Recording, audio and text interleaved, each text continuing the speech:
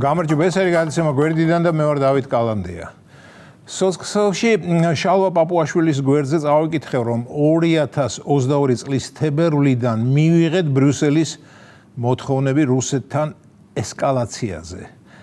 დაგვეწესებინა ორმხრივი სანქციები, ჩაგვეკეთა საზღვრები, დაგვეხურა ცა, რა მოყვებოდა ამას არავის აინტერესებდა. ბრიუსელელებს არ აინტერესებდა რასაკვირველია, თორემ სრულიად საქართველოს აზრიან მოსახლეობას კი ძალიანაც აინტერესებდა და დღესაც აინტერესებს თუ რა მოყვებოდა ამას. ხელოვნურ ინტელექტთან წვდომა რომ მქონდეს, კითხავდი, აბა დაფიქრდი ხელოვნურო ინტელექტო და გამოთვალე, რა მოყვებოდა რუსეთთან ჩვენს ესკალაციას. ომი რომც არ დაწყებულიყო, ორმხრივი სანქციები, ცის დახურვა, საზღვრების ჩაკეტვა, რას გვიზამდა და სად ვიქნებოდი დღეს.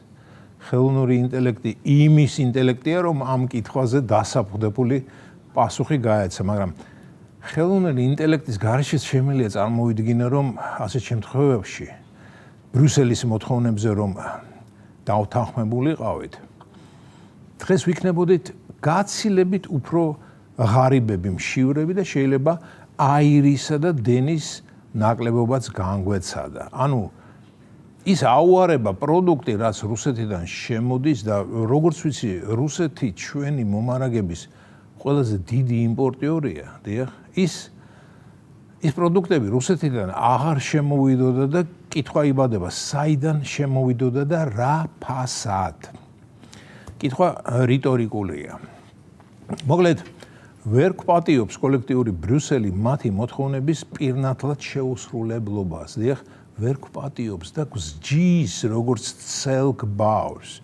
უფლება რომ ჰქონდეს, უბრალოდ რომ ხელ ეწიფებოდეს, ალბათ საჯაროდ გაგროზგავდა ამ სიტყვის სრული მნიშვნელობით და მუხლებით წიწიბურას მარცვლებზეც დაგვაყენებდა. ვერა და ვერ ეგუებიან დიდი ბრიუსელელები, რომ ჩვენ პატარა, მაგრამ ამაყმა ქვეყანამ არ მოვინდომეთ მათ დაკრუზეთ სალ ფეხზე ცეკვა. დარწმუნებული ვარ, საკუთარი მნიშვნელობით გაფხენძილებს ვერც წარმოედგინათ, რომ ვინმე გაუბედავდა მათ უარის თქმას. აბსოლუტურად ქუჩური გარჩევის დონის ურთიერთობაზე გადავიდნენ დიდი ევროპელები. ძლიერი ჩაგრავს სუსტს, ცდილობს რომ დაჩაგროს და ერთს ვიტყვი, რომ დედას გებიცებით მართლა მიხარია და მართლა ვამაყობ, რომ ჩვენი ქვეყანა როგორც იქნა ჭეშმარიტი სუვერენიტეტის გზით იწყებს სიარულს. პარტნიორობა კი ბატონო მოსულა, მაგრამ ყურის მოჭრა და უპირობოდ ყველა იდიოტური მოთხოვნის შესრულება, როდესაც აპრიორი ის მოთხოვნა მხოლოდ ზიანს მოაყენებს ქვეყანას, ეს ნურას უკაცრავად. თქვა და შეგვესრულებინა ის აბსურდული მოთხოვნები, რასაც გთხოვდნენ. გთხოვდნენ კი არა, გვიბრძანებდნენ. და მე რა? მე ნატოში მიგვიღებდნენ თუ ევროკავშირში? არც არაფერი. გვეტყოდნენ თქვენ ნატოს კართან. ისე ახლოს დგახართ, რომ თქვენზე ახლოს შეიძლება მხოლოდ თვით ნატო იდგეს და მალე ალბათ გაასწრებთ კიდეც. რა მოერიდებოდათ ასეთი სიაფანდობის თქვა? ჯერაც არ უთქვამთ.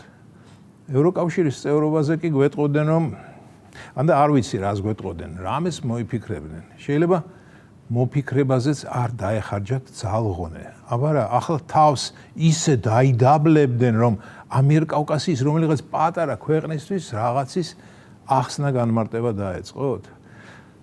აი ახლა სომხეთთან დაიწყეს იგივე თამაშები. ნახოთ, რამდენი ხანი ეყოფა ძალა და გაქანება სომხეთი აბითურონ და ტყუილი დაპირებებით ყვებონ.